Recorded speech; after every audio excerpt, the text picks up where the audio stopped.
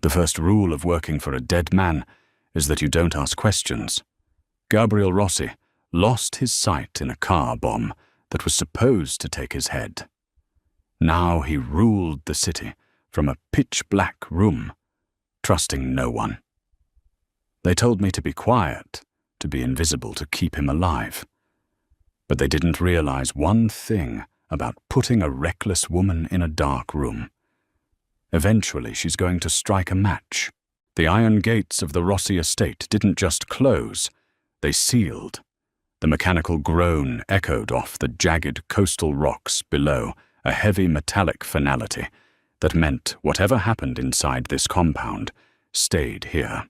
Maeve stood in the courtyard, the freezing November wind whipping her thrift store coat against her legs. She didn't shiver. She couldn't afford to. 2 weeks ago, the hospital had stripped her nursing license for stealing insulin for an uninsured diabetic. Yesterday, her landlord changed the locks. Desperation had a distinct taste like old copper and bile, and Maeve had been swallowing it all morning. A man the size of a commercial refrigerator patted her down. His name was Leo. He didn't speak.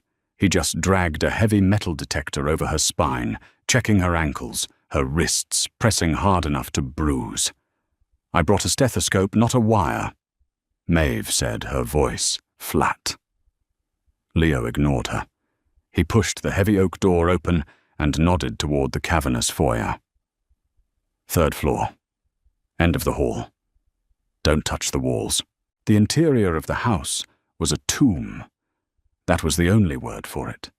There were no photographs, no rugs to soften the echoing thud of her boots against the imported marble, no ambient light. The windows were shuttered.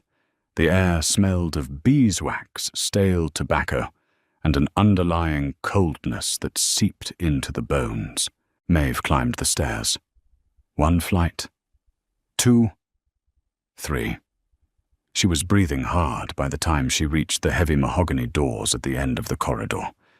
She didn't bother knocking. You don't knock for a man who pays 10 grand a week. You just show up.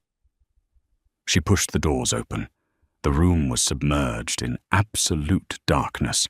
Heavy velvet blackout curtains devoured what little sunlight existed outside.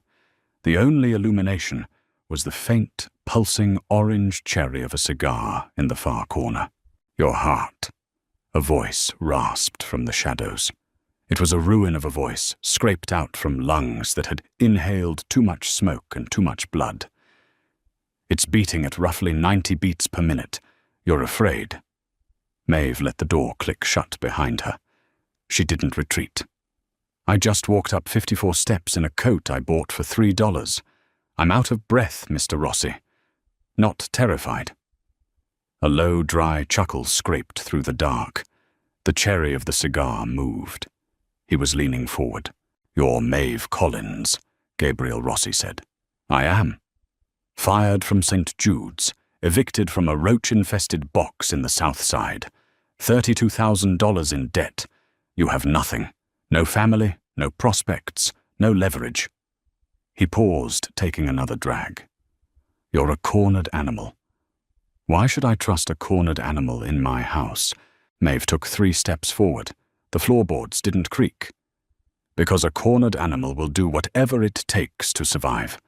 And right now, my survival depends on keeping you breathing. Turn on a light so I can see my patient." "No." The word cracked like a whip. "My house. My rules. The light stays off." "Fine."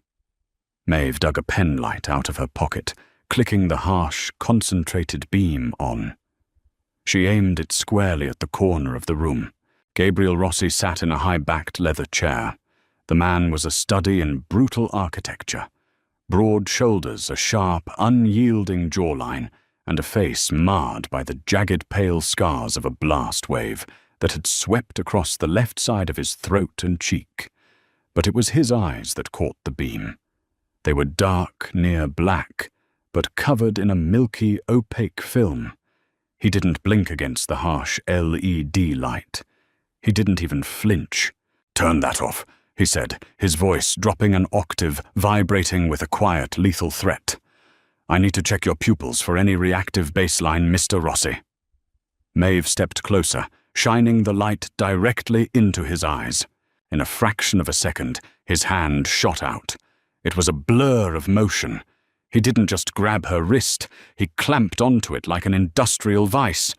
His grip was agonizing precisely on the nerve. The penlight clattered to the floor, rolling away and casting long, distorted shadows across his boots. He pulled her down, forcing her to bend at the waist until his face was inches from hers. She could smell the expensive tobacco, the sharp tang of antiseptic, and the faint, unmistakable scent of gunpowder. "I don't have a baseline," Gabriel whispered, his unseeing eyes staring straight through her. "I have a permanent condition. I hire people to make sure my medications are administered, my physical therapy is completed, and my blood pressure remains stable. I do not hire people to shine lights in my face and pretend I am going to heal." Maeve's wrist throbbed. Most people would have apologized. Most people would have begged him to let go. Maeve just stared at the milky ruin of his eyes. "If you break my wrist, you're going to have to wipe your own arse, because I'm not doing it one-handed," she said, her voice dropping to a harsh whisper to match his. "Now let go of me, or I walk out that door, and you can wait for the agency to send you another terrified nurse who will pity you." For 3 long seconds, Gabriel didn't move. The silence in the room stretched tight and fragile as piano wire. Then slowly the pressure on her wrist vanished. He released her, leaning back into the shadows of his chair. "You start today," Gabriel said, waving a hand toward the door. "Leo will show you your room. Don't ever turn a light on in this office again." Maeve massaged her wrist, bending down to retrieve her penlight. She flicked it off, letting the darkness swallow them both once more. "I'll be back at noon with your pain meds. Eat something before then." She turned and walked out. She didn't look back. She had the job. She had a lifeline. But as the heavy mahogany doors clicked shut behind her, Maeve rubbed the lingering heat on her wrist and realized she had just chained herself to a monster. Working for Gabriel Rossi was not a job. It was an exercise in extreme, unrelenting precision. The rules of the house were absolute. Every object had a specific set of coordinates. A water glass sat exactly 2 inches from the edge of his desk. The heavy medical texts he had Maeve read aloud to him were stacked parallel to the spine of his chair. If a chair was moved to sweep the floor, it had to be replaced exactly over the faint indentations in the rug. Gabriel lived in a mapped world inside his head, and an item out of place was a trap. By the end of the first week, Maeve's feet bled from pacing the massive compound, and her nerves were frayed down to the copper wiring. She was a caregiver, yes, but she was also a captive. "You're dragging your left foot." Maeve froze in the doorway of the library. It was 10 p.m. The only light came from a dying fire in the massive stone hearth. Gabriel was seated at a grand piano in the center of the room. He wasn't playing.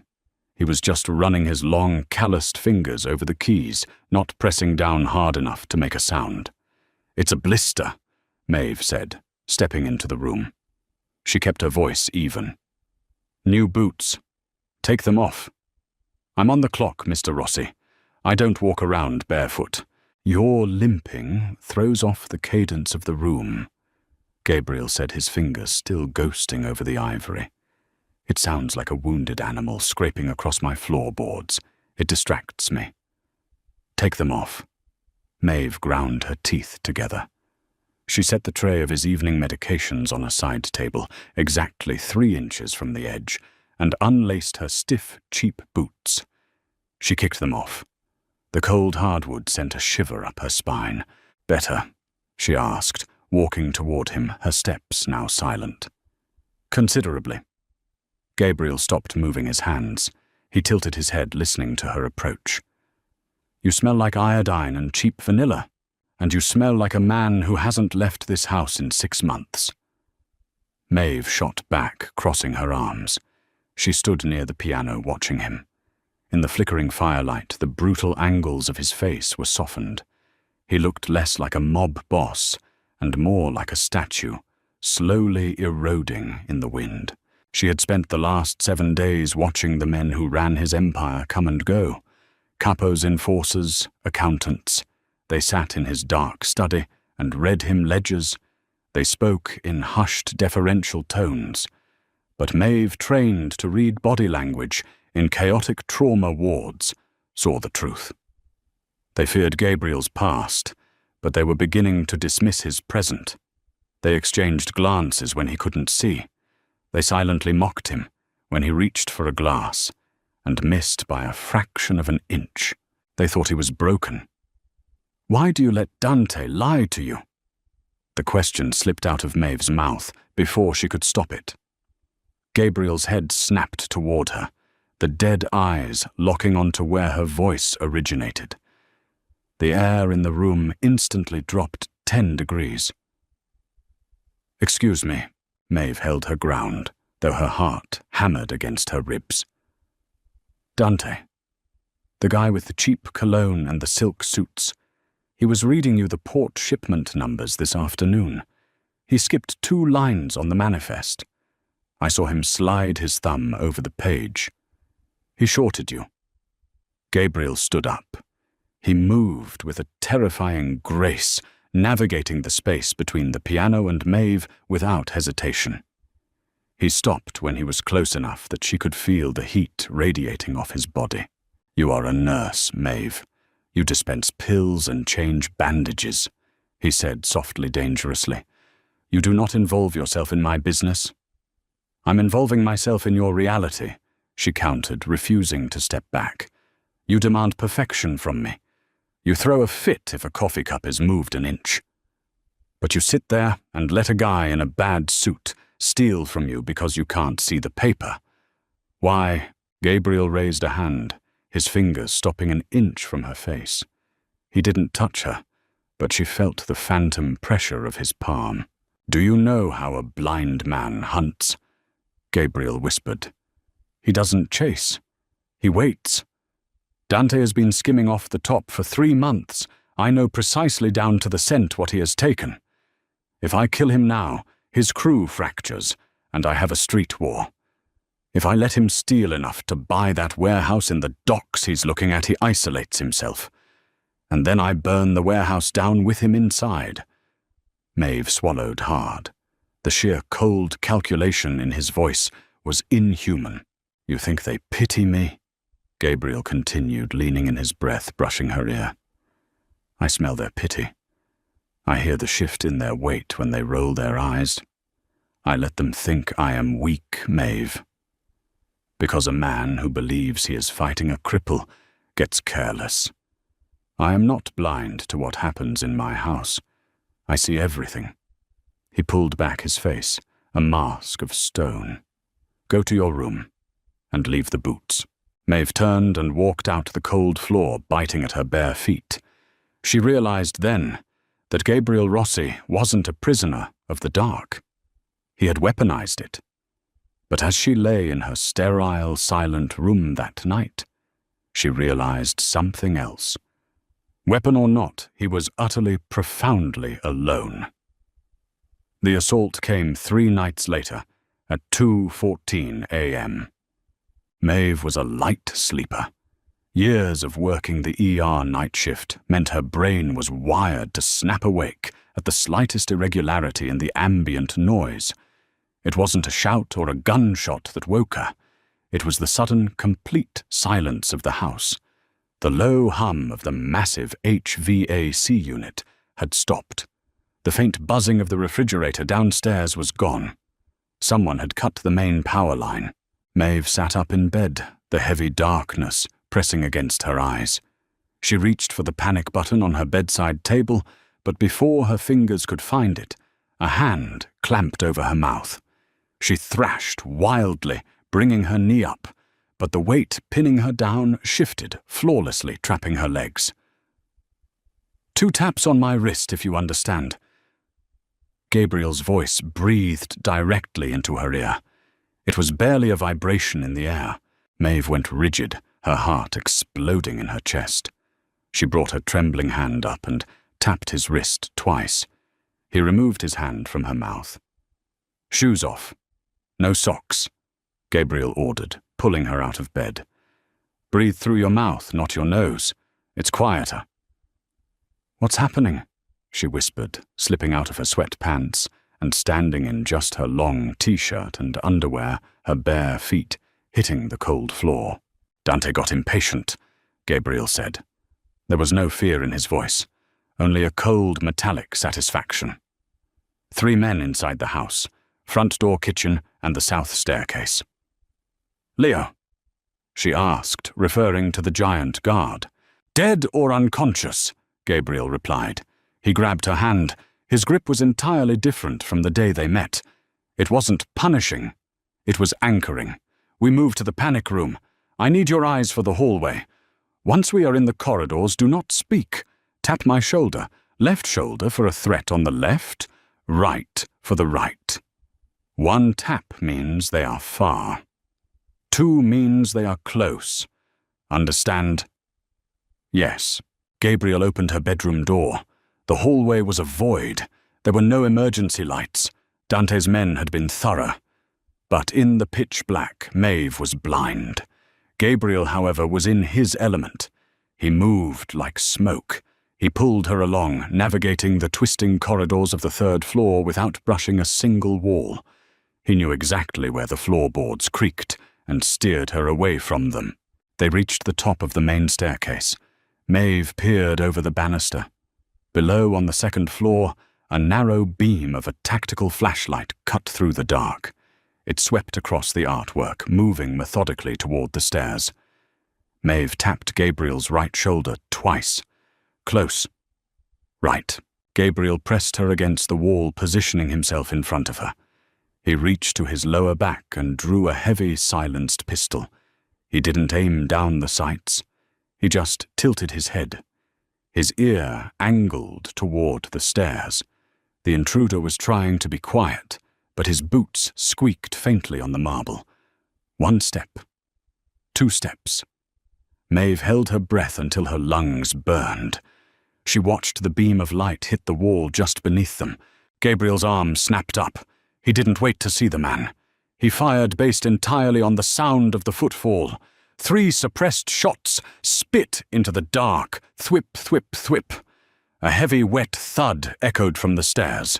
The flashlight clattered against the marble, its beam rolling wildly before stopping, illuminating a pool of expanding red blood and a lifeless hand. Maeve gagged, clapping a hand over her mouth.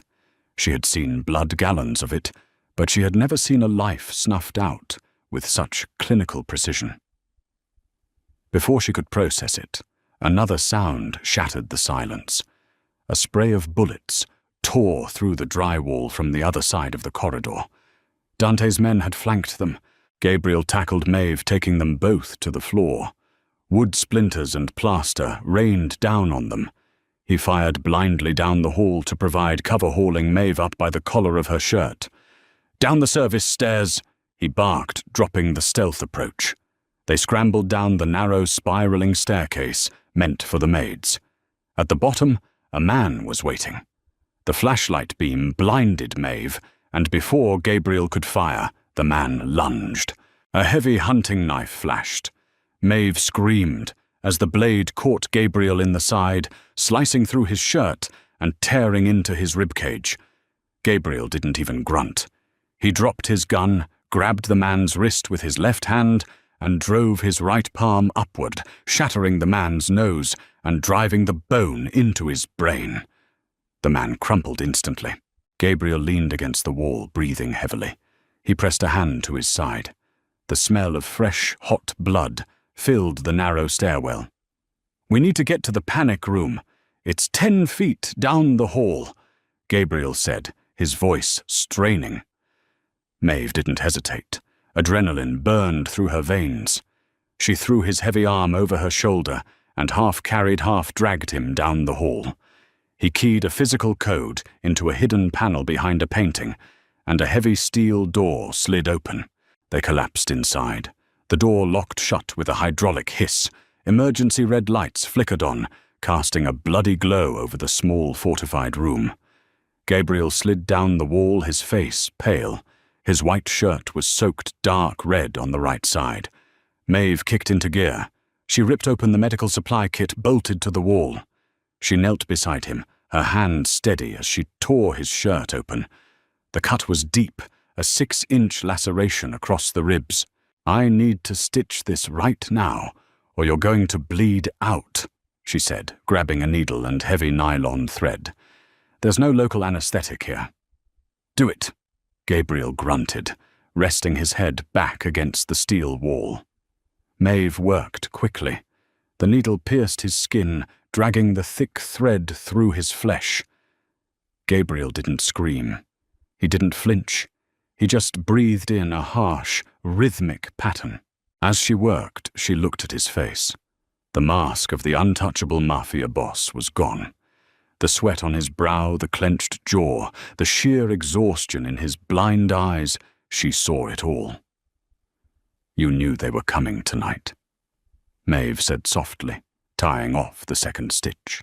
Gabriel laughed, a wet, rattling sound. "I accelerated Dante's timeline. I leaked that I was transferring offshore accounts tomorrow. He had to move tonight. You used yourself as bait." Maeve tied off the final stitch, her hands covered in his blood. She grabbed a sterile pad and pressed it hard against the wound, taping it down tight. "You wanted them to attack." "I wanted it over," Gabriel said quietly. He turned his head toward her. The milky eyes found her face with uncanny accuracy. "I am tired, Maeve. I am so deeply, unendingly tired." She sat back on her heels, staring at him in the dim red light. No one else saw this. His men saw a ruthless predator. His enemies saw a wounded animal. But Maeve saw the truth. Gabriel Rossi didn't want the throne. The darkness he lived in wasn't just a physical limitation. It was a prison he built to keep the monsters at bay. He was holding the criminal underworld together by his fingernails, because he knew if he let go, the city would burn in the power vacuum. His blindness wasn't his weakness. It was the only thing giving him the excuse to eventually step away. Gabriel reached out his bloody hand, finding her cheek. He smeared red across her pale skin. His thumb traced her cheekbone. "You didn't run," he whispered, his voice cracking. "You were terrified, but your heart rate steadied the moment we started moving. You're just like me." Maeve leaned into his touch, the metallic smell of blood surrounding them. In the safety of the panic room, locked away from the world, the lines between caregiver and captor dissolved. "I'm not like you," she murmured, closing her eyes. "But I'm not leaving." For the first time since he lost his sight, Gabriel smiled. It was a tragic, broken thing. "Good, because tomorrow we hunt Dante." The hydraulic hiss of the panic room door breaking its seal sounded like an exhaled breath. Morning had bled into the Rossi estate, though you wouldn't know it from the dim corridors. The heavy blackout curtains remained drawn. The silence, however, was gone. It had been replaced by the low industrial hum of wet vacs and the sharp chemical sting of industrial bleach. Maeve stepped out first. Her boots crunched on drywall debris. The second-floor hallway was a ruin. Bullet holes chewed through the antique wainscoting. The Persian rug where Dante's man had fallen was gone, the hardwood beneath it scrubbed to a raw, pale finish. Gabriel followed her. He moved slower today. The 6-inch laceration across his ribs pulled tight with every step, his breathing shallow and strictly controlled.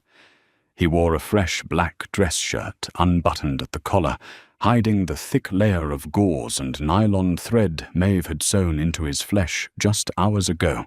A man in a cheap windbreaker was waiting at the top of the stairs. He was older, with a face like a worn leather saddle.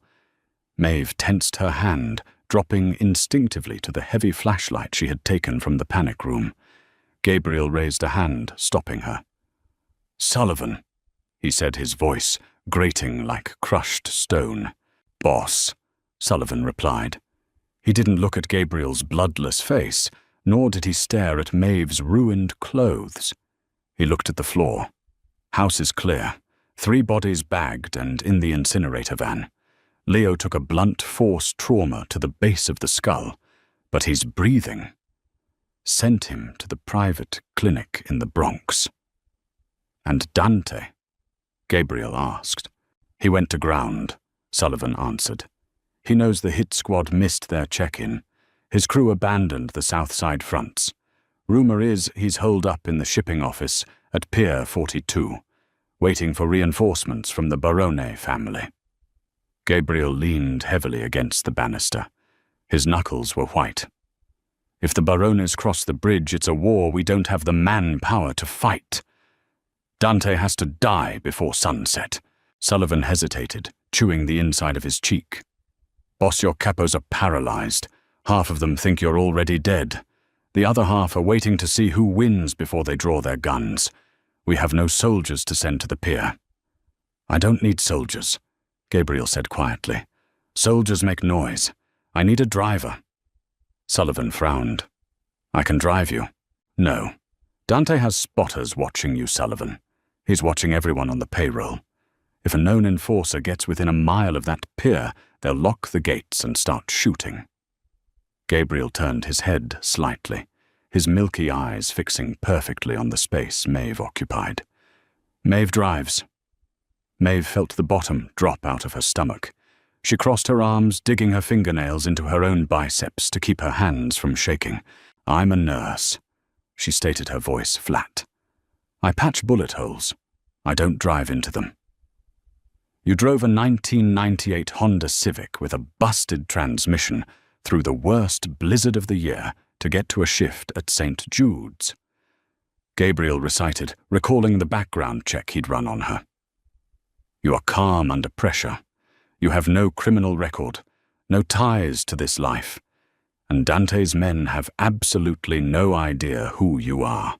"Because I am a nurse," she repeated, stepping closer to him. The smell of copper and bleach was making her nauseous. "You're asking me to be an accomplice to murder." "I am asking you to finish what we started in that room," Gabriel countered, leaning down so only she could hear the strain in his voice. "If Dante lives, he will take this house. If he takes this house, he finds out who stitched me up. You are already in the crosshairs, Maeve. The only way out is through." Maeve looked at him. She looked at the fresh sweat beading on his forehead, the way he favored his left side to protect the stitches she had tied. He wasn't manipulating her. He was stating a cold, hard fact. Survival in this house was a zero-sum game. 32,000, Maeve said, her voice dropping to a harsh whisper. Gabriel paused. "What?" "My debt. It's $32,000. If I drive you to the pier, you wipe it. And you pay me a year's salary up front in cash. If I'm going to be your getaway driver, I'm not doing it on an hourly wage." A low rumble of laughter vibrated in Gabriel's chest, ending in a wince as his ribs caught. "Done." He turned back to Sullivan. "Get her the keys to the grey sedan in the secondary garage. We leave in 10 minutes. Sullivan nodded, turning down the stairs. Gabriel reached out his hand, floating in the air for a fraction of a second before finding Maeve's shoulder. His grip was warm and heavy. "Are you afraid, Maeve?"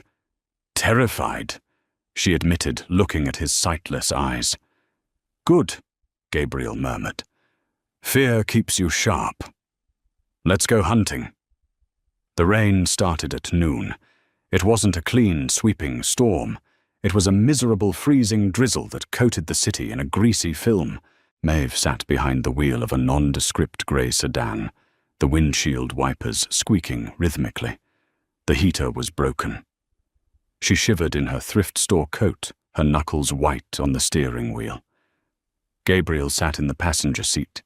He had traded his dress shoes for silent rubber-soled boots and wore a dark wool peacoat that concealed the heavy Sig Sauer tucked into his waistband. He had his window cracked an inch, listening to the wet hum of the tires against the asphalt. "Next left," Gabriel instructed. Maeve blinked. "There's no street sign. It's a service road. Pothole on the right side as you turn. Take it slow." She turned the wheel. The car bumped over the exact pothole he described. They were in the industrial sprawl of the docks, now a graveyard of rusted shipping containers and chain-link fences. It was a dead zone. "How do you know where we are?" she asked, keeping her eyes scanning the desolate road. "I counted the intersections from the bridge. I smell the salt water and the sulfur from the refinery across the river. We are exactly half a mile from Pier 42. Gabriel reached into his coat and pulled out an earpiece, handing it to her. "Put this in. It's a two-way radio. I have the other."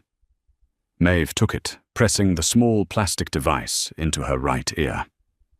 "Pull over behind that rusted forklift," Gabriel ordered. Maeve parked the car, cutting the engine. The silence inside the cabin was immediate and suffocating. Rain drummed aggressively on the roof. "Tell me what you see," Gabriel said softly. Maeve leaned forward, squinting through the rain-streaked glass. 50 yards ahead was a massive corrugated metal warehouse. The shipping office was a small, 2-story brick attachment on the side. She took a deep breath, slipping into the clinical observational mindset she used in the trauma ward. The perimeter. Chain-link fence 10 feet high, razor wire on top. The main gate is closed, chained with a heavy padlock. The guards. 2 men smoking under the awning of the brick office. Both are wearing heavy coats, bulky underneath. They're armed. One has a rifle slung over his shoulder. The vehicles. 3 black SUVs parked in a defensive semicircle blocking the loading bay doors. The blind spot. The left side of the warehouse backs up directly to the water. No lights, no cameras that I can see. Gabriel nodded slowly, processing the layout. He was building a 3-dimensional map in his mind, populating his dark world with her words. "The water side," Gabriel murmured. "There's a utility door there. Rusted shut a decade ago, but the hinges are rotting. That's our entry point." "Our..." Maeve echoed, her heart kicking against her ribs. "You said I was the driver." "I lied," Gabriel said, completely devoid of apology. "Dante operates on a visual plane. He will have men positioned in the rafters. If I walk in blind, I will hit a tripwire or step on shattered glass. I need your eyes inside, Maeve. I need you to guide me." Maeve stared at him. The sheer audacity of the man was staggering. "If they catch us, they will put a bullet in my head just to watch you listen to me die. They won't catch us," Gabriel said, turning his head toward her. "Because you are going to be exactly 3 steps behind me. If a man appears, you tap the radio twice. If he has a gun drawn, you tap 3 times. You don't speak. You don't breathe heavily. You just watch." He opened the car door. The freezing rain whipped inside. Maeve cursed under her breath. She grabbed the heavy flashlight from the passenger floorboard and stepped out into the rain. She was $32,000 in debt. Her nursing license was ash, and she was about to break into a Mafia stronghold with a blind man. Her cynical brain screamed at her to run. But as she watched Gabriel navigate the broken, muddy pavement toward the fence without a single misstep, she followed. They bypassed the front gate, entirely slipping through a gap in the fence line near the water. The smell of dead fish and diesel fuel was overpowering. They reached the utility door. Gabriel ran his bare fingers over the rusted metal, finding the bottom hinge. He braced his boot against the frame, gripped the handle, and pulled with a sudden vicious surge of strength. His ribs must have screamed in agony, but he made no sound. The rusted lock snapped with a dull crack. Gabriel slipped inside. Maeve followed, pulling the door shut behind them to cut off the pale grey light of the storm. They were in the lower warehouse. It was cavernous, smelling of damp cardboard and motor oil. Shadows stretched, endlessly cast by the single buzzing sodium light hanging 50 feet above. Through the earpiece, Gabriel's voice was a whisper, vibrating against her eardrum. "Stairs to the catwalk, northeast corner. Point me." Maeve placed her hand on his left shoulder and gave a gentle push. He moved with a terrifying silence, placing his feet, precisely shifting his weight seamlessly. He wasn't walking. He was stalking. They reached the metal stairs. Maeve looked up. The shipping office had large interior glass windows that overlooked the warehouse floor. Through the glass, she saw Dante. He was pacing a phone pressed to his ear, his face flushed with panic. There were 2 enforcers in the room with him. Maeve tapped Gabriel's shoulder. She leaned in her lips, brushing his ear so she wouldn't have to use the radio. Office above us. Glass windows. Dante and 2 guards inside. Door is at the top of these stairs. Gabriel gave a single, almost imperceptible nod. He drew the heavy, suppressed pistol. "Stay at the bottom of the stairs," he whispered back. "When I open the door, watch their hands. If the guards raise their weapons before I fire, tap the radio. Left ear for the left guard, right ear for the right." Maeve swallowed hard and stepped back. Gabriel climbed the metal grating stairs. He moved impossibly fast, his rubber soles making no sound against the steel. He reached the landing. He didn't pause to listen at the door. He didn't hesitate. He kicked the door open. It slammed inward with the force of an explosion. Inside the office, Dante spun around, dropping his phone. The 2 guards froze, sheer shock registering on their faces as they looked at the man who was supposed to be dead. "Gabriel!" Dante started, his voice cracking. The guard on the left went for the gun in his waistband. Maeve tapped the radio. 2 taps. Left ear. Gabriel didn't even look. He pivoted slightly, his arm rising in a fluid, practiced arc. Thwip, thwip. 2 suppressed shots took the left guard in the chest. The man crumpled before his gun cleared his belt. The guard on the right froze his hands, raising in the air in an instant surrender.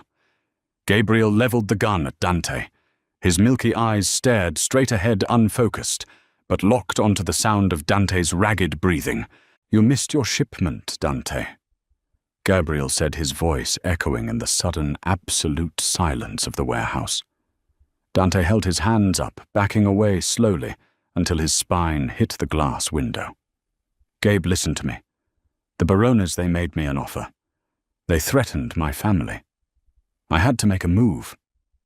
"A blind man in a dark room," Gabriel quoted, stepping further into the office. "That's what you told them I was. An easy target. I was wrong, I swear to God I was wrong." Dante begged, tears mixing with the sweat on his face. From the bottom of the stairs, Maeve watched the scene unfold. She watched the apex predator reclaim his territory, but she also saw the slight tremor in Gabriel's hand, the way he subtly favored his bleeding side. He was running on pure adrenaline and willpower. "You were wrong," Gabriel agreed softly. "Because I am never in the dark, Dante." Gabriel fired 1 shot. It caught Dante squarely in the center of his forehead. The traitor collapsed against the glass, sliding to the floor dead before he realized what happened. Gabriel lowered the gun. He turned his head toward the surviving guard who was trembling violently. "Tell the Baroness," Gabriel commanded, his voice ringing with absolute, terrifying authority. "Tell them the blind man sees everything." He turned and walked out of the office. He descended the stairs, finding Maeve in the shadows. He didn't say a word. He just held out his hand. Maeve took it. It was cold and shaking slightly from the pain. She led him back out, into the freezing rain, away from the blood and the bodies. She had just helped a monster slaughter his enemies. But as she gripped his hand tightly, guiding him back to the car, she realized she no longer cared about the dark. She was the one holding the match. The adrenaline didn't bleed out of the car. It evaporated the second Maeve shifted the sedan into park back at the Rossi estate. The drive had been an exercise in agonizing silence. The only sound was the rhythmic squeak of the windshield wipers and the harsh, wet rattle of Gabriel's breathing. He sat rigid in the passenger seat, his eyes closed, his jaw clamped so tight the muscles leaped under his scarred skin. He was holding himself together by sheer, stubborn force. Maeve killed the engine. The silence rushed in, heavy and suffocating. "We're in the secondary garage," she said, her voice sounding thin in the cold air. Gabriel didn't move. "Sullivan." The single word was weak. Maeve stepped out of the car and walked around to the passenger side. She pulled the door open. The metallic scent of blood hit her before she even saw it. Gabriel's dark wool peacoat was soaked through on the right side. The blood was thick and black in the dim light of the garage. The exertion of tearing the rusted utility door open and firing the weapon had completely ruptured the hasty nylon stitches she had put in his side. He was bleeding out. "Don't move," Maeve ordered, stripping off her thrift store coat and pressing it hard against his side. Gabriel's hand shot out, grasping her wrist weakly. "Get Sullivan. Nobody else. I don't have time to find Sullivan, you idiot. You need pressure now." She leaned her entire body weight into her hands, trapping his side against the bucket seat of the car. Footsteps echoed sharply against the concrete. Sullivan rounded the corner, a drawn weapon in his hand. He lowered it instantly when he saw them. He didn't ask questions. He holstered the gun, grabbed Gabriel by the left arm, and hauled him upright. "Panic room," Sullivan grunted. "No." Gabriel rasped his head, rolling slightly. "The study." "You're bleeding over half the floorboards, boss. The panic room is sterile," Sullivan argued. "The study." Gabriel repeated the lethal edge returning to his fading voice for a fraction of a second. "If I hide in a box today, they will know I am dying. Put me in my chair." They dragged him up the 3 flights of stairs. Maeve kept her hands clamped over the wound, her fingers slipping on the slick, warm blood. By the time they reached the heavy mahogany doors of his office, Gabriel's skin was the color of old ash. They dumped him into the high-backed leather chair. He slumped backward, his chin resting to his chest. "Turn on the lights," Maeve snapped. Sullivan hesitated, looking at the comatose boss. "He doesn't allow—" "I don't care what he allows," Maeve screamed, the raw panic finally breaking through her clinical detachment. "If I can't see the arterial tear, he dies in this chair. Turn on the damn lights." Sullivan hit the switch.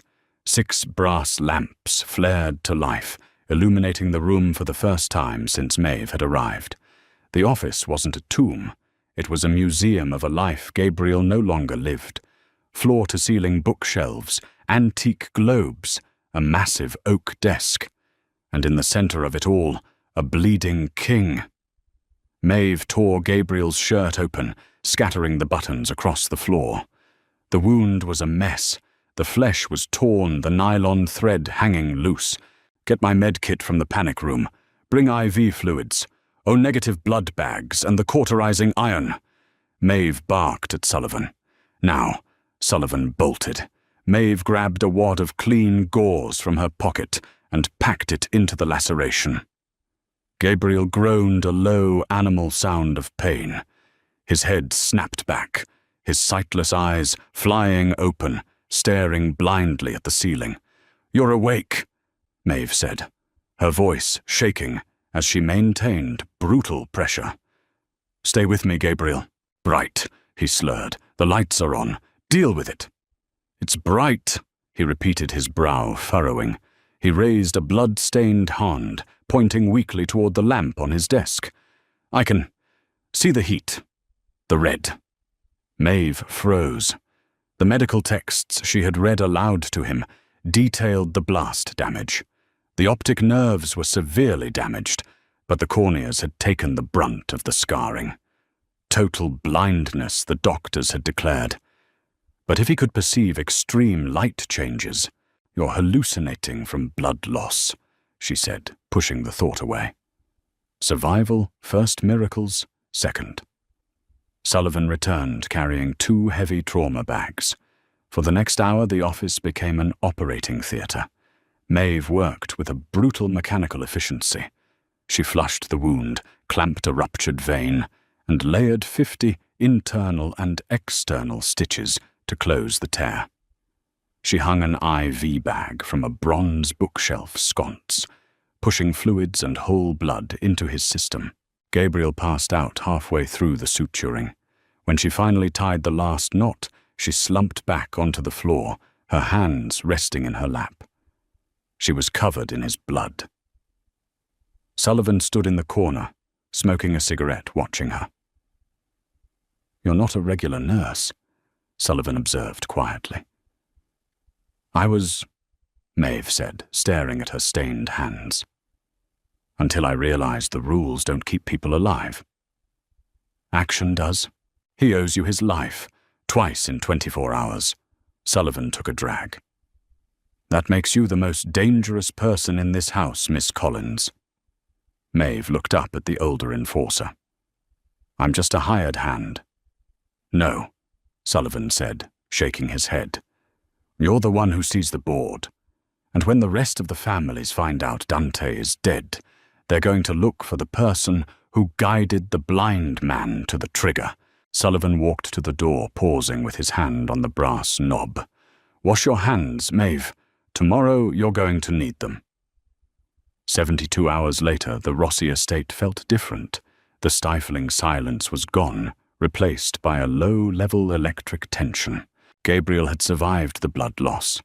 He was pale, relying heavily on a silver-handled cane he detested, but he was upright. The vulnerability he had shown in the car and on the floor of the study was locked away. The apex predator was back, but this time he had changed his hunting strategy.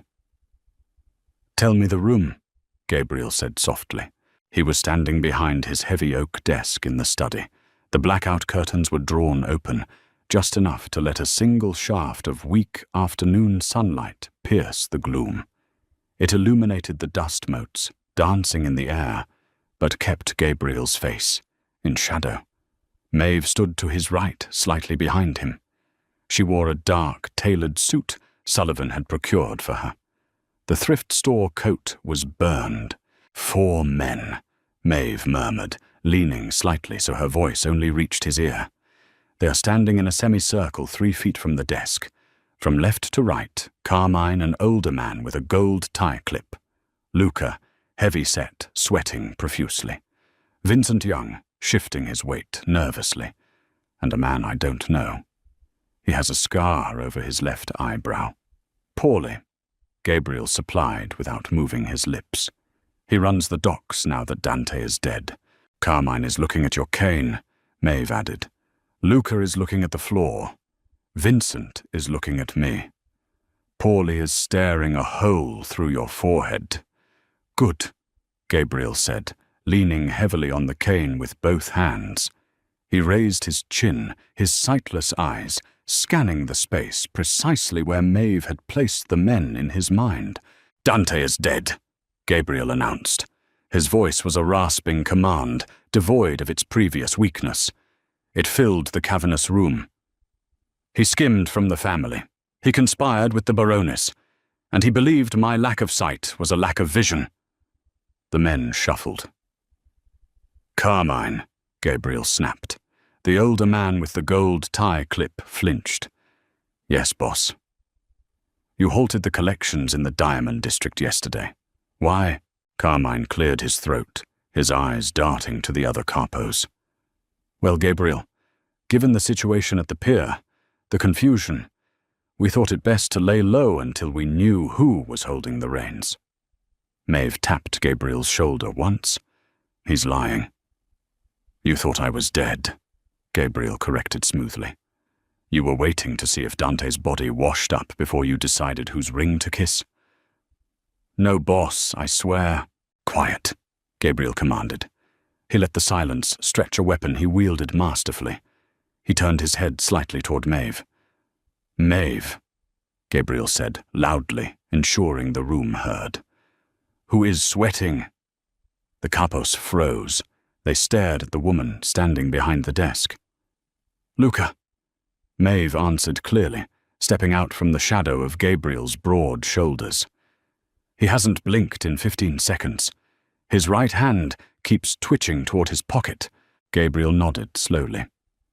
Luca, empty your right pocket. The heavy-set man swallowed hard. His hands shook as he reached into his trousers. He pulled out a small folded piece of paper and dropped it on the edge of the desk. Read it, Maeve, Gabriel ordered. Maeve picked it up. She unfolded the paper. Her stomach tightened. It's a burner phone number and an address. A warehouse owned by the Barone family. The air in the room vanished. Luca took a step back, raising his hands.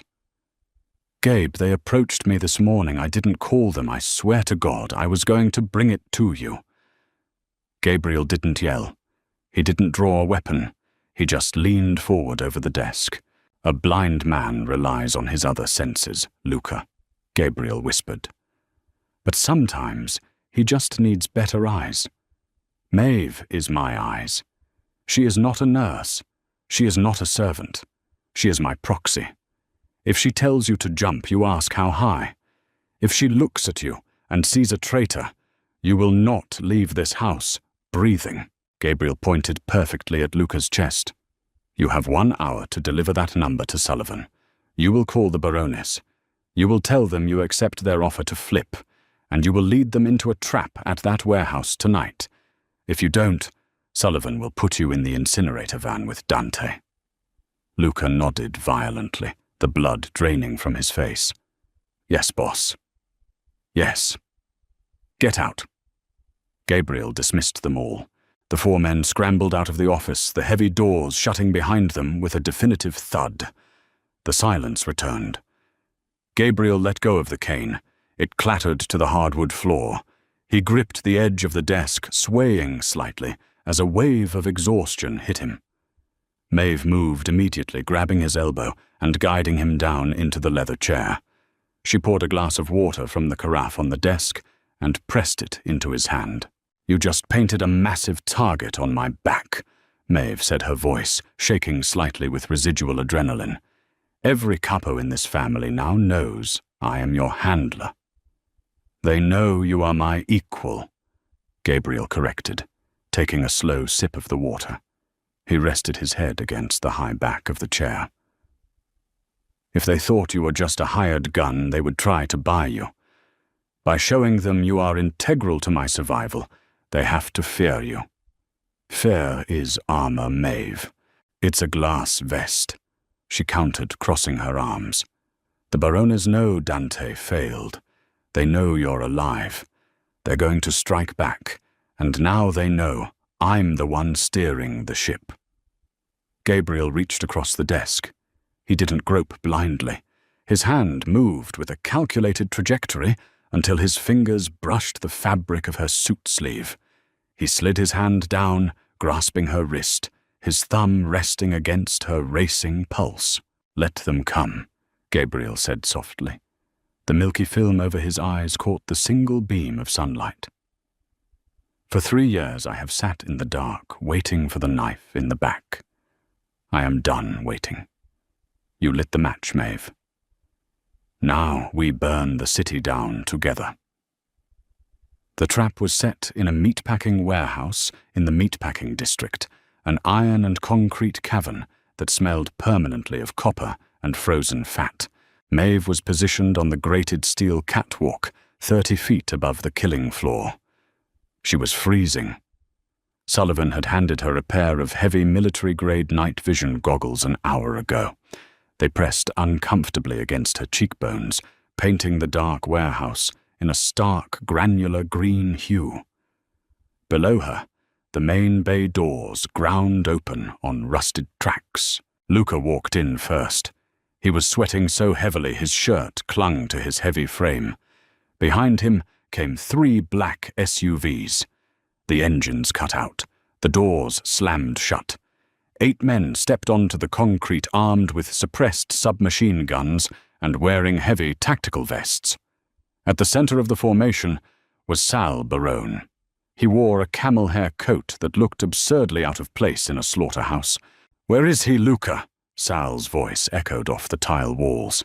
"You said the blind man was moving his offshore ledgers tonight. I don't see ledgers. I don't see a blind man." Luca backed away, his hands trembling. "He's coming, Sal.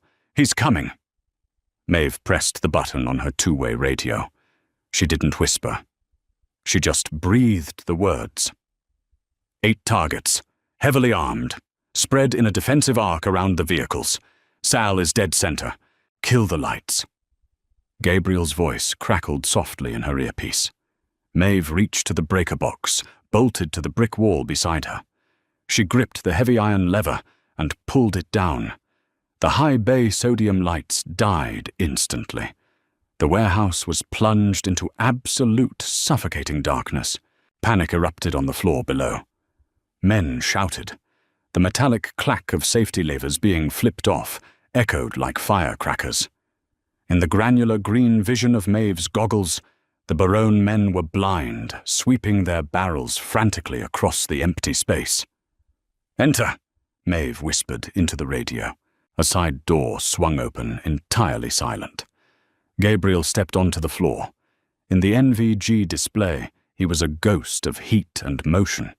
He wore no armor, just a black sweater and dark slacks, a suppressed pistol in his right hand. He didn't hesitate. He didn't stumble. The dark was his kingdom, and they had just walked into it. Closest target, your 2 o'clock. 15 feet. Maeve fed the telemetry. Gabriel pivoted smoothly. He raised his arm and fired twice. In the silent darkness, the dull thwip-thwip was swallowed by the sudden, heavy thud of a body hitting the concrete. "What was that?" Sal screamed. "Light him up! Shoot the corners!" The Barone men opened fire. Muzzle flashes strobed blindingly in Maeve's goggles, forcing her to squint. Bullets chewed into the concrete pillars and shattered the hanging meat hooks, ringing like a horrific set of wind chimes. They were shooting at shadows. Gabriel wasn't there. 3 o'clock. Moving left, Maeve commanded calmly, her clinical detachment taking over completely. 2 targets grouped together. Gabriel slid behind a massive steel processing vat. He stepped out the other side, firing 3 times in rapid succession. 2 more heat signatures crumpled to the floor. He was a surgeon removing a cancer. He moved with a terrifying economy of motion. He didn't waste steps. He didn't waste bullets. He relied entirely on the steady, emotionless cadence of Maeve's voice in his ear. "Behind you," Maeve warned, her voice tightening. 6 o'clock. 10 feet. He's raising his weapon. Gabriel dropped to a crouch, just as a spray of bullets tore through the space where his chest had been a millisecond before. He swept his leg out, catching the shooter behind the knees. The man fell hard. Before he could hit the ground, Gabriel fired a single shot into his skull. 4 down, 4 to go. "They're consolidating," Maeve reported, watching the remaining green figures bunch up behind the lead SUV. "Sal is using Luca as a shield." Gabriel stood up, pressing his back against a concrete pillar. His breathing was heavy through the radio. The stitches in his side were holding, but just barely. "Path. Clear line of sight if you step 2 feet left," Maeve said. "But Luca is covering Sal's center mass." "Tell Luca to duck," Gabriel murmured. "He doesn't have an earpiece, Gabriel. He knows my rules. Tell him." Maeve leaned over the catwalk railing. She didn't use the radio. She filled her lungs and screamed into the pitch-black void. Luca hit the floor. Down below, the heavy-set capo didn't hesitate. He threw his entire body weight forward, collapsing onto the freezing concrete, tearing himself out of Sal's grip. Sal stumbled backward, completely exposed. Gabriel stepped out from the pillar. He didn't need to see. He fired at the exact space where Luca had just been standing. 3 shots, dead center. Sal Barona hit the ground, his camel hair coat absorbing the blood. The remaining 3 Barone soldiers broke. They dropped their weapons and scrambled for the main doors, throwing themselves out into the freezing night. Gabriel didn't pursue them. He let them run. They were the messengers. Silence rushed back into the warehouse, thick and heavy.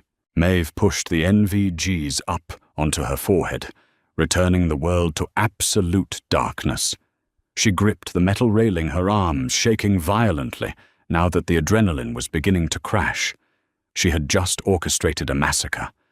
She felt no guilt, only a terrifying, primal relief. Below her, a flashlight clicked on. It was Sullivan. He walked through the carnage, checking the bodies. He stopped at Gabriel, shining the light on the floor near his boots so the boss wouldn't trip. "It's done," Sullivan said quietly. Gabriel lowered his weapon. He tilted his head back, looking up toward the catwalk. He couldn't see her, but he knew exactly where she was. "Come down, Maeve," Gabriel said. The command was gone from his voice. It was just an invitation. "We're going home." Dawn broke over the Rossi estate, not with a triumphant sun, but with a bruised, purple bruise of a sky. The house was empty, save for Sullivan standing guard at the front gate.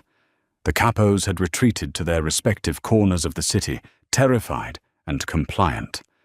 The war was over before it ever really began. Maeve stood in Gabriel's third-floor study. She was exhausted. Her tailored suit smelled of cordite and sweat. She had just finished changing the dressings on Gabriel's side. The wound was raw, angry, and deeply bruised, but the stitches had held. Gabriel sat in his leather chair. He had a glass of bourbon in his hand, the amber liquid catching the faint light bleeding around the edges of the heavy velvet curtains. "Sullivan left a duffel bag in your room," Gabriel said softly, breaking the long silence. $32,000 in bundled hundreds, plus a year's salary. Your debt is gone. You can walk out the front door right now. The gate is open. Maeve stood by the heavy oak desk, tracing the grain of the wood with her thumbnail. She looked at him. The brutal, scarred face, the milky, unseeing eyes, the tension in his shoulders that never fully released. "I don't have a nursing license anymore," she said, her voice flat. "I don't have an apartment, and after tonight, if I walk away, I'm a loose end. You don't let loose ends live, Gabriel. You are not a loose end," he countered immediately. His jaw tightened. "You saved my life. You gave me my empire back. If you want to leave, you have my word. No one will ever look for you." Maeve crossed the room. She didn't walk quietly. She let her heels click sharply against the floorboards, letting him track her approach. She stopped right in front of his chair. "What if I don't want to leave?" she asked. Gabriel froze. His grip on the bourbon glass tightened until his knuckles went white. "This is a graveyard, Maeve. The men who come here smile at me and plot my murder. The air is poison. You are a caregiver. You fix broken things. You cannot fix this. You cannot fix me." "I stopped trying to fix you the day you nearly broke my wrist," she said bluntly. She reached out and took the glass from his hand, setting it on the side table. Then she walked past him to the towering windows. She grabbed the heavy velvet curtains in both hands. "What are you doing?" Gabriel asked, his head snapping toward the sound of the fabric shifting. "Changing the rules," Maeve said. She threw her weight backward and pulled. The heavy curtains tore along their brass rings, parting violently. The bruised, pale morning light flooded into the study, banishing the shadows that had lived there for 3 years. Gabriel hissed, throwing a hand up to shield his face. "Close them!" "No." Maeve stepped back to him, pulling his arm down. She knelt between his knees, forcing him to keep his head up. "Open your eyes, Gabriel." "I can't see," he ground out, fighting the urge to turn away. "Look at me," she demanded, her voice breaking just a fraction. Slowly, agonizingly, Gabriel opened his eyes. The milky film caught the morning light. He stared straight ahead. For a long moment there was nothing, just the permanent, suffocating grey. But then he stopped breathing. The grey shifted. It wasn't clarity. It wasn't vision. But against the harsh glare of the window, a solid, darker shape existed. A silhouette blocking the light. It had edges. It had warmth. It had a heartbeat he could feel, radiating through her hands, holding his wrists. "I see. A shadow." Gabriel whispered, his voice trembling for the first time since the car bomb that ruined him. "A shadow surrounded by heat." "It's me," Maeve said gently, her thumbs tracing the jagged scars on his cheek. "I'm right here." Gabriel brought his hands up, resting his palms against her face. His calloused thumbs swept under her eyes, mapping the exhaustion, mapping the reality of her. He wasn't relying on a mental map anymore. She was physical. She was real. "You're a reckless woman," Gabriel murmured, leaning his forehead against hers. "You walked into the dark and struck a match. And you burned the whole house down," Maeve replied, closing her eyes and leaning into his touch. There was no soft romance here. There were no promises of redemption. They were two broken, jagged people who had survived by weaponizing their own trauma. But as the morning light filled the study, washing over the bloodstains and the antique wood, it didn't matter. Gabriel Rossi was no longer the blind king, trapped in a tomb, and Maeve Collins was no longer a cornered animal. They were together, and they owned the dark. When a broken caregiver meets a blind king, the rules of survival change forever. Gabriel and Maeve proved that the darkest rooms hold the sharpest weapons and the deepest bonds. If this gritty, blood-soaked romance kept your heart racing, smash that like button and share it with someone who loves a truly dark, high-stakes drama. Don't forget to subscribe and turn on notifications so you never miss our next full-length audio story. Drop a comment below if Gabriel handed you the two-way radio. Would you have the nerve to guide him? Let us know.